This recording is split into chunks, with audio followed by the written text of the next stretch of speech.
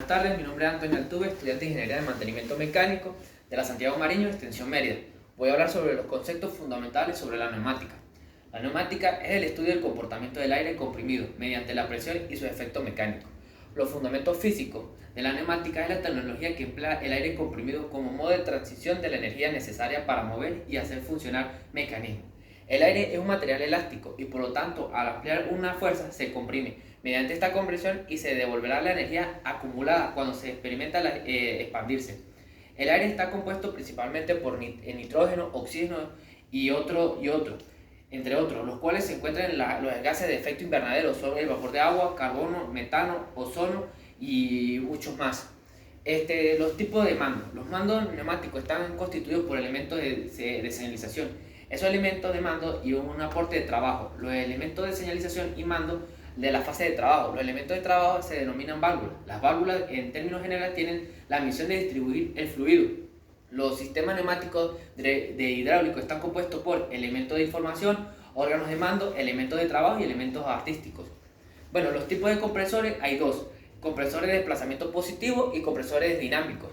Bueno, los compresores de desplazamiento positivo tienen como principio el fundamento de estos compresores se basa en la disminución del volumen del aire en la cámara de compresión, donde se encuentra confiado, produciendo el incremento de la presión interna hasta llegar al valor diseñado previo, momento en el cual el aire es liberado del sistema.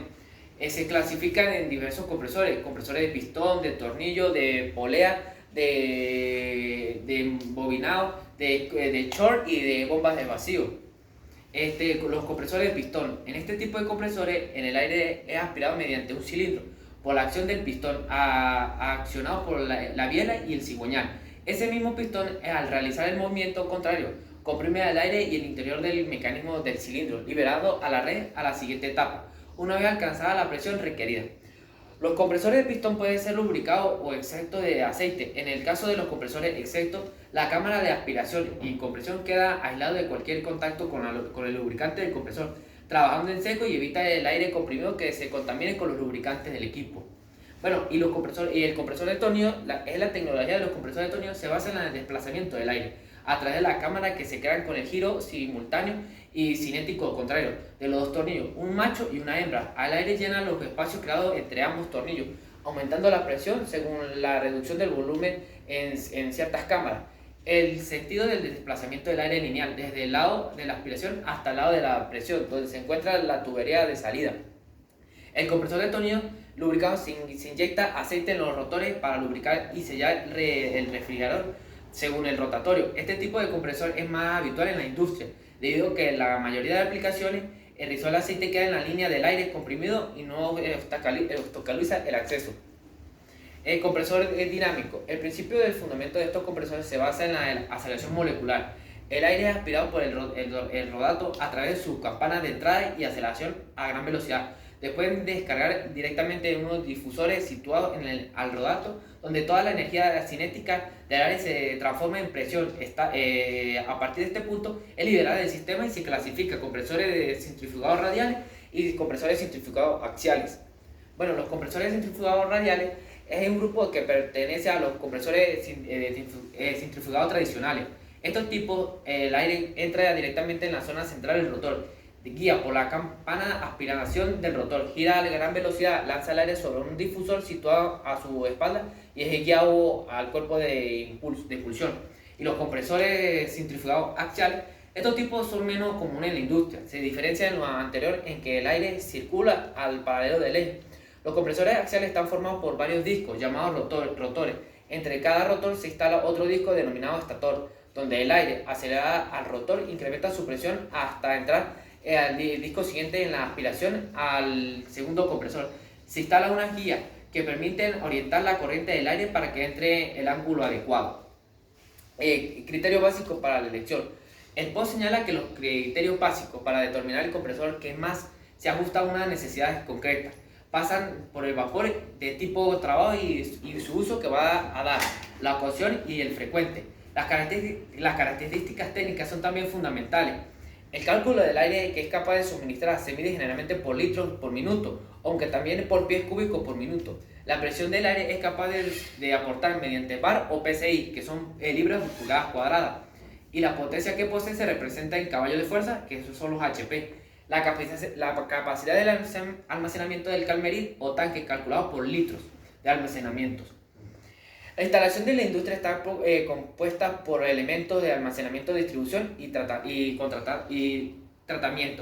circulante del siguiente aire comprimido. El aire comprimido genera el compresor para su separador, que tiene la mayor parte del agua en suspensión para acumularlo. Posteriormente el depósito, y así poder pasarlo a la red de distribución.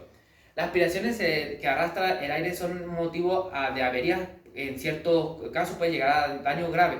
Los componentes del sistema neumático, el separador que se encuentra justo después del compresor, se encarga de filtrar ese aire. Una vez acumulada pasa a una red de distribución. Está compuesta por diversos elementos que permiten un correcto mantenimiento. Esto hace permitir conducir el aire comprimido para que se produzcan los menores pérdidas posibles hasta los puntos de consumo. Los elementos de los que cuesta son los tubos. Deben ser de fácil instalación y de resistencia de la corrosión. Están hechos principalmente de cobre, latón, acero o plástico. Las tuberías suelen estar soldadas a través de sí para evitar la pérdida de presión. La red de distribución siempre debe ser cerrada para que la presión del servicio sea más estable. Debe tener una cierta pendiente para seguir la acumulación de agua condensada en el punto más bajo. El aire comprimido siempre debe estar acomodado, ya que si no, como ya es sabido, puede provocar fallas graves. Bueno, y por último, la unidad de acondicionamiento retiene la impureza que arrastra el aire y sirve para restablecer y mantener una presión de alimentación determinada. También proporciona al aire comprimido la lubricante necesaria para disminuir razonamientos internos y el desgaste. Está compuesto por tres partes fundamentales. El filtro libera el aire comprimido de todas las impurezas y vapor de agua. El regulador establece el mantenimiento de la presión del trabajo y lo más estable, independiente de las variaciones que sufre la presión y la red del consumo de aire. Y el lubricador son los elementos neumáticos que deben recibir una pequeña dosis de aceite para la lubricación de las piezas móviles, que consta, ahí hay que filtrarse y regular la presión de aire. Se pasa a través de un lubricador donde se mezcla una fina capa de aceite que arrastra la suspensión. Y los depósitos para aire comprimido. Un depósito de aire comprimido es un recipiente cuya misión es la de acumular el aire en un interior para regular el funcionamiento del compresor y estabilizar la red del aire comprimido. Las condiciones de aire comprimido. La condición del aire comprimido se realiza a través de la red. Se entiende por la red de aire comprimido al conjunto de todas las tuberías que aparte del depósito, colocadas de modo fijamente unidas entre sí, y conduce al aire comprimido a los puntos de conexión para todos los de simulación individuales.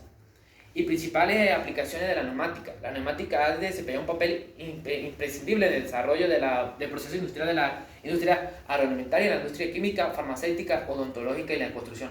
El elemento de la industria hace uso de la neumática, por ejemplo, en los sistemas de apertura automática de puertas y de elevadores.